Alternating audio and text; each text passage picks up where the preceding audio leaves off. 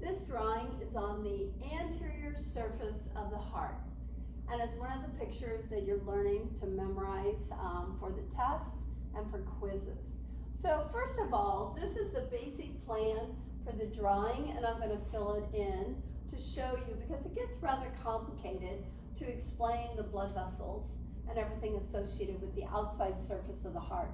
So the first thing that you need to be aware of is the heart sits in a sac, okay, a sac.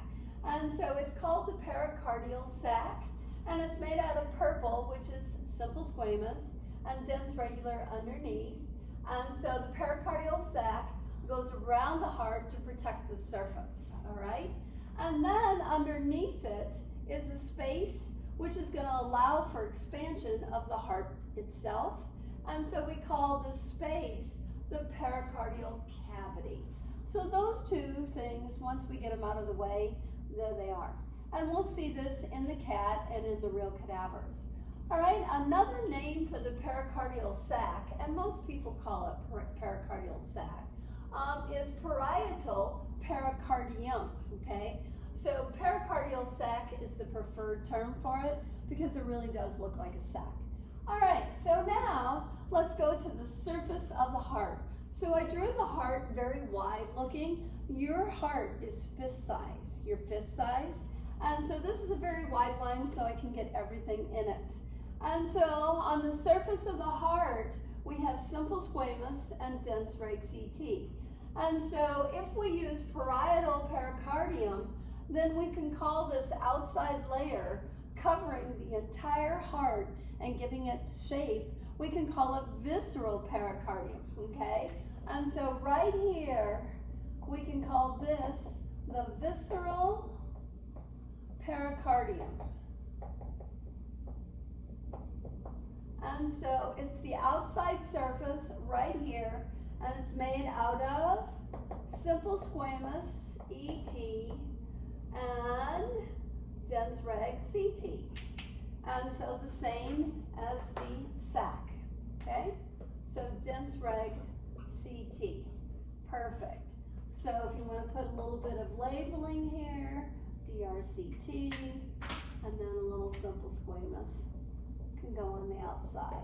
Just to remind you that that's going to give it the shape, overall shape, and protection of that surface.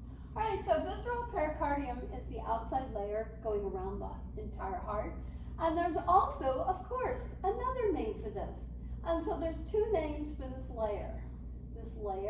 And so you can call it epicardium. Epicardium is another term for it. So visceral pericardium or epicardium, which epi means on the outside, like epithelium, get it? All right, so that's nice. Now, what actually gives the heart its shape? The muscle in the wall. And so basically, this is going to be cardiac MT. So I'm going to put like this, cardiac muscle tissue, right here on the surface, right here and in here. And so you're going to see some dark reddish brown muscle tissue in the heart, and that's going to be CMT right here. So what do we call this green layer of CMT? Why do we call it the myocardium? The myocardium, and it does the contracting for the heart, okay? The contracting of the heart. And then there will be one more layer, but you cannot see it in the inside, called the endocardium, made out of simple squamous and dense reg CT again. And so there's three layers to the heart wall. There will be the epicardium, myocardium, and then when we get to the inside, we will actually see the endocardium. Okay, great. So now, here is the pattern. There's a pattern to the surface of the heart. You will notice that on the top, there are two areas, and it looks like it has a scalloped edge. And so the muscle sort of makes a fancy little extra muscle layer up here on top. And so right here, it has a scalloped edge.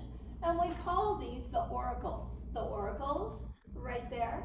And the auricles are nicknamed the wings of the heart, okay? The wings of the heart. They have no function. Did you hear me? No function. They are extra muscle that sits basically on top of, if we cut the auricles open, you would see the atria, this big spaces in the inside of the heart that fill with blood. And so sometimes in the book, they label it the auricles of the right atrium. Well, you can't see the right atrium, it's in the inside. And so technically they should just label these right and left auricle. And that's exactly the way I'm going to count it on a test. And so you don't say this is the right atrium or the left atrium, or even say the right auricle of the atrium. But anyway, I don't want to see atrium associated with either one of these auricles. And so these are the wings of the heart. They're just extra muscle, extra CMT that make these nice wing-like looking structures.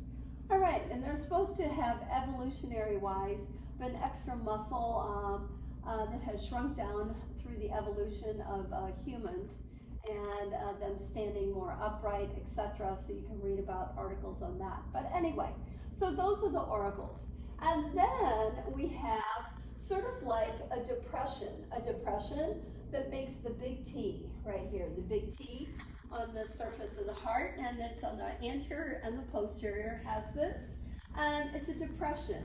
And so a sulcus is like a groove. It's like a little sculpted out area, like a drainage ditch. And so it's like a groove. And what's going to go in that groove, that sulcus right there? Basically, blood vessels are going to be in there. So when you studied the brain in A&P1, the twisted nerve tissue in the cerebrum made a sulcus, that space in between the twisted NT, and that was called a sulcus for the blood vessels to actually feed the brain nerve tissue.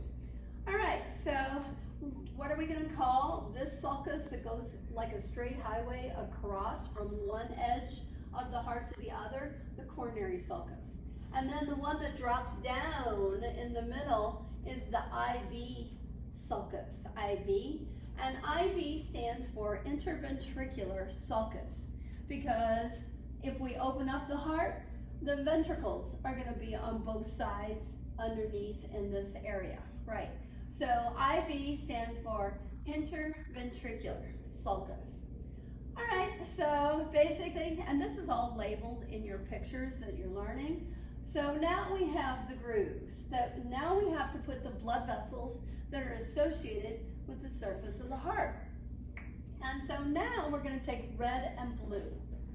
Okay, red and blue. All right, now there are 5 blood vessels that are associated with the surface of the heart. And I have them listed up here. And so we're going to put them in red and blue in a minute. So let me just read these. Right and left coronary artery. Number 2 is interventricular artery, or the IV artery. And then basically 3 is circumflex artery and vein. 4 marginal artery and vein. And 5 is anterior cardiac artery and vein. So now we're going to go in order and put these in. So we're going to start with the right and left coronary artery, all right?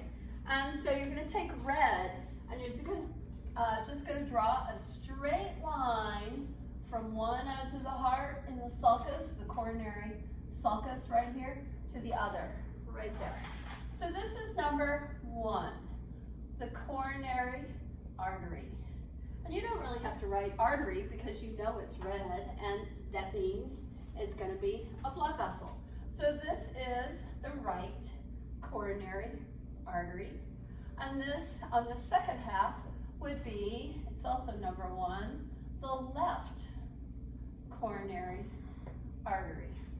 Okay, so it's going this way. It's going this way, and so going across from side to side. All right, now the next blood vessel is number 2, interventricular artery, the IV artery, and it's going to drop down right in the middle, all the way down the middle. And so it drops down to the apex, the point of the heart. That's just the area called the apex. So here is number 2. Number 2. And so this is the IV artery. IV artery, going straight down, okay? Straight down the depression, the IV sulcus. All right, now we're going to do number 3, circumflex artery and vein, okay? And so the circumflex means to go around the corner. To flex, flex means to go around the corner. So this is going to go around to the back side of the heart. So draw it like this. Draw a little arrow and an arrow, meaning it's going to go around to the back side. So this is number 3, right here. Number 3, this would be right circumflex artery. And on the other side, this is number 3, left circumflex artery. Okay? So going around to the back side. All right, now we're going to do 4, marginal artery. And so the marginal arteries come down on the edge of the heart because margins are the edge of anything, right? Like a piece of paper. And so now we're going to drop down an artery coming down here right on the edge. And it's pretty long right here. And so this one right here is going to be number 4, right marge artery. Okay, and then there's one on the left side. And so it's going to drop down right along the border. And so this is number 4, left marginal artery. Okay, there you go. And then number 5 is anterior cardiacs. Anterior cardiacs, and you generally have a lot of them more on the right side than on the left side. And so these are teeny tiny ones that drop down off the coronary right here. And they're just going to come down, and they're not very long. And you can have lots of them or just a few, 1 or 2, like this, and they're coming down. And so these little ones that drop down right here, and we'll see these in some big old cow hearts. And so this is number 5, okay? Number 5 artery, number 5, number 5, number 5 artery, right there. And so number 5 is the anterior cardiac arteries. I guess I don't need the A. Right, so anterior cardiac. Great, those are going to be dropping down. They're not very long. Anterior cardiac. Right there. Okay, so that's number 5. So now we just put in all the arteries, okay?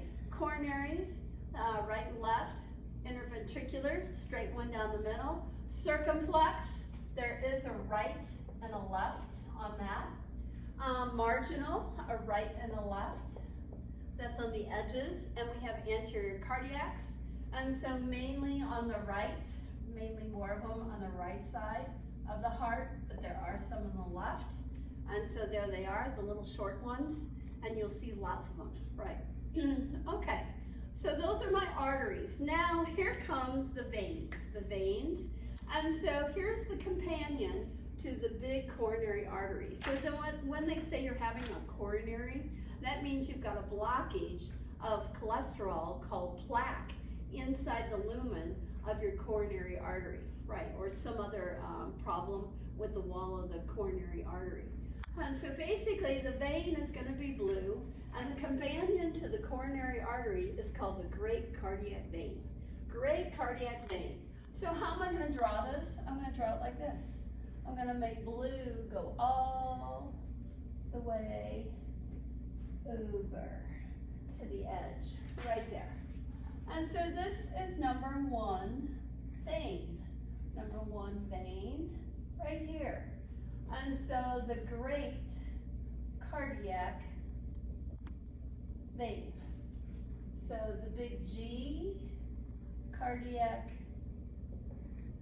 vein. Great cardiac vein. So it goes from side to side, all right? And then number 2, interventricular artery. What's its vein called? Oh, great cardiac vein, great cardiac vein.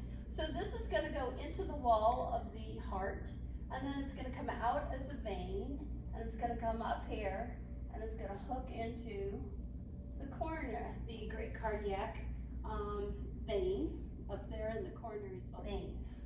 Great cardiac vein, right there. So number 1 and 2 share the same vein name. Share the same vein name. So great cardiac vein goes with the coronary, and it goes with the IV artery. So that's why I have them marked as 2. Now, if you flip over the heart on the back side, we have a great cardiac vein on the back side with the coronary, but we also, with the interventricular artery on the back side of the heart, the posterior, they call it the middle cardiac vein instead of the great cardiac vein. So with the interventricular, it's going to have a different name on the back side. So make sure you look at your picture, because I'm not going to draw the back side of the heart. And so anyway, that is called the middle cardiac vein. All right. All right, now the rest of the 3 right here basically have the same name for the vein. All right. So now the circumflex right here. This great cardiac vein is going to go around to the back side of the heart right here. So here is number 3. Number 3 vein right here would be right circumflex vein right there. And then over here, same thing. The vein is going to go around to the back side. And so this is a 3. And so it would be left circumflex vein. Goes to the back side.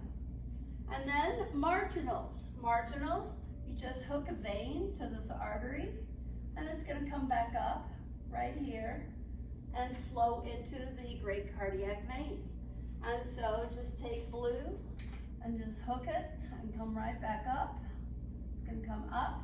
And so this is going to be number what? 4. And so left marginal vein. And over here, this will be number 4, right marge vein, right there. And then anterior cardiacs, well, they're just going to turn into little veins, and the nasty blood's going to go back up here, right here, and come back up to the great cardiac. And so you're just going to make a turn around and go back up and flow to the great cardiac. And so the anterior cardiacs are also called anterior cardiac veins. So this is number 5, anterior cardiac vein, right? So this is a number 5 right there, and here's one right here I can hook up right there. And so these are all number 5s, and 5s. Anterior cardiac veins, right? Same name, okay? So anterior cardiac and vein. Right, same name. All right, so that gets to be a little messy, but that's sort of the pattern for the blood vessels on the surface of the heart right there. Now, what else do I have to have and add to this?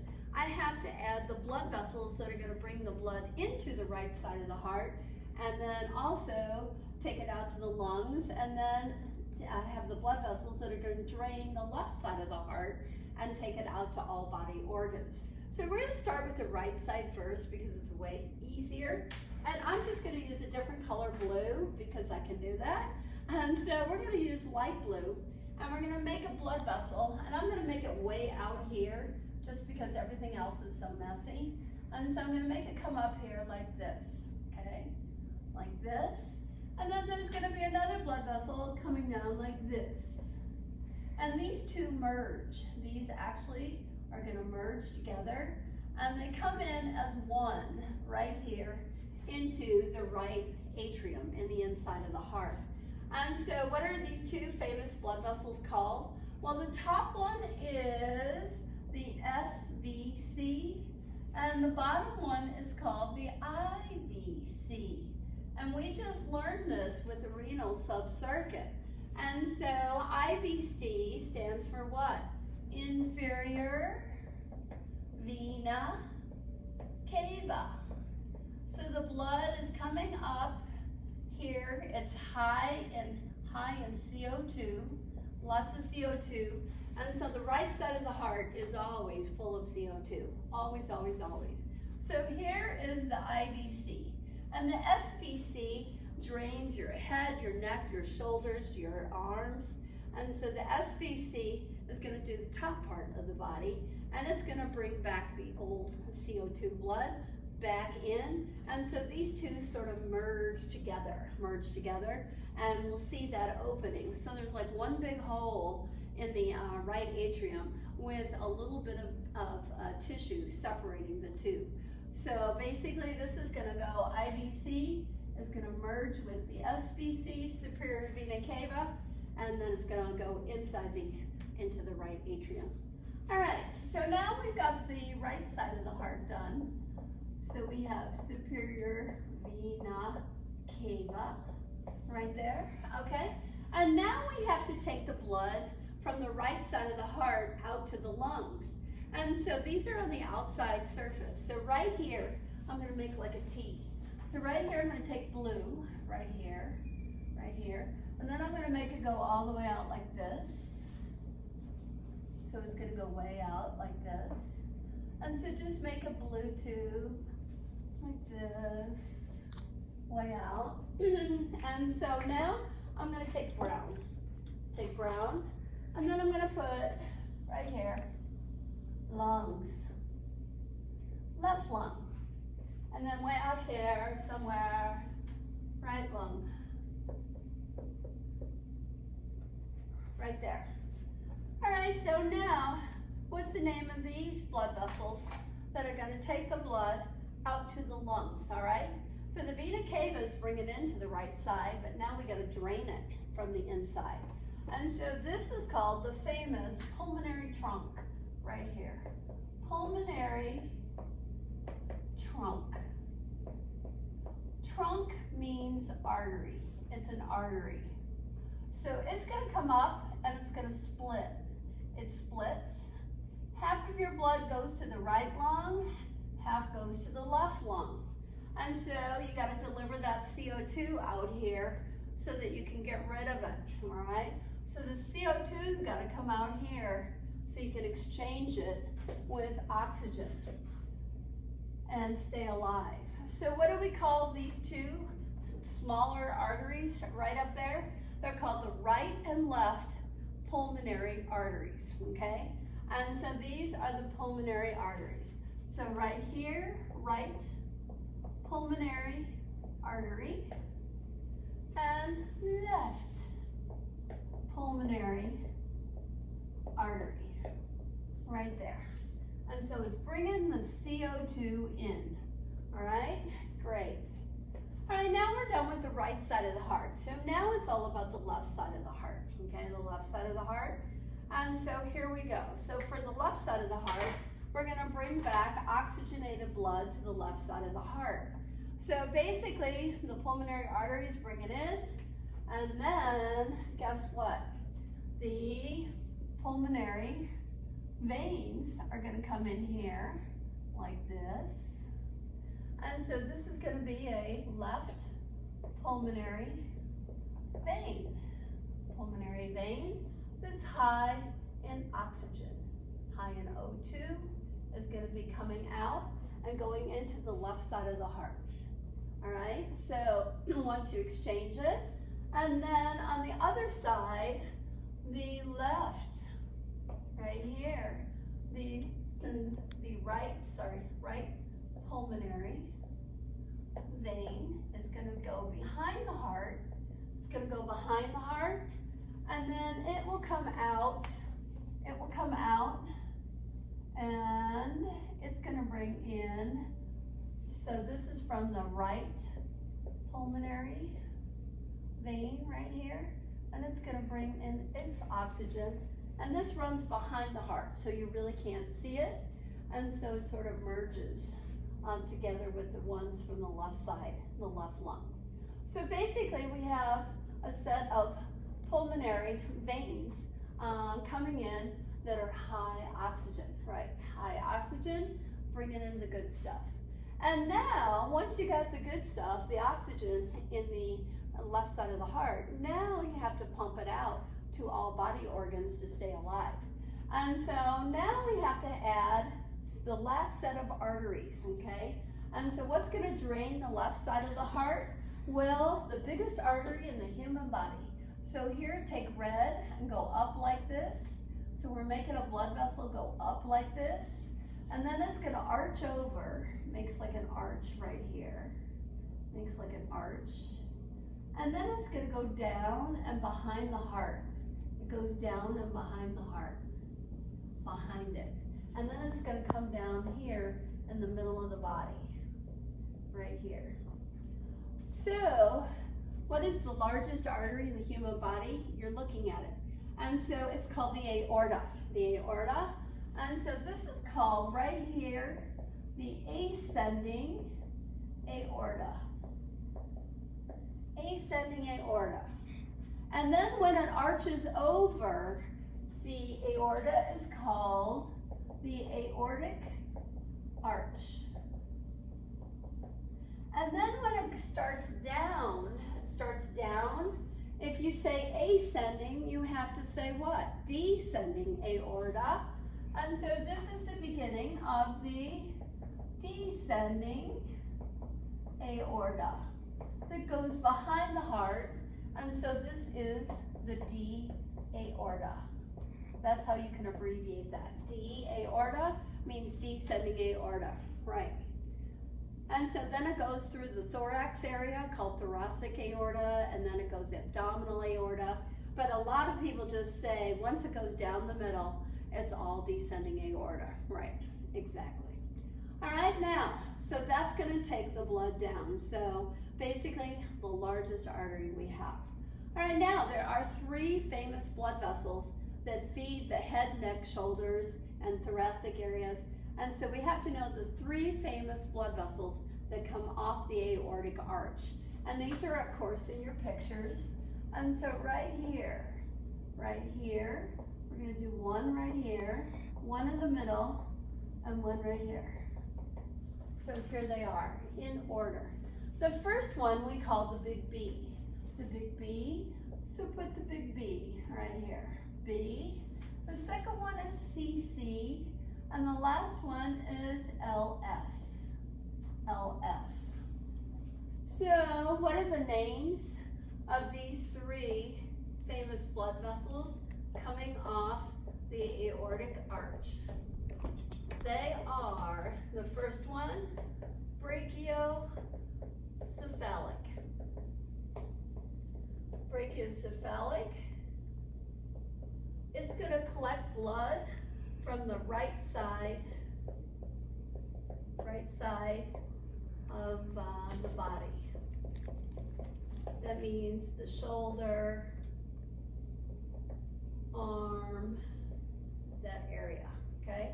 Right side. Then the one in the middle, the CC, common carotid. It's gonna go neck, head. Neck and head, right there, okay? And then the last one is LS, and that's left subclavian. And that goes to your left shoulder, okay, arm, etc. Okay, and so there you go. So those are the 3 famous ones in order, right, that basically takes blood away from the heart. And so that's high in O2. Now the last structure you need to know about is what I call the Princess Diana ligament.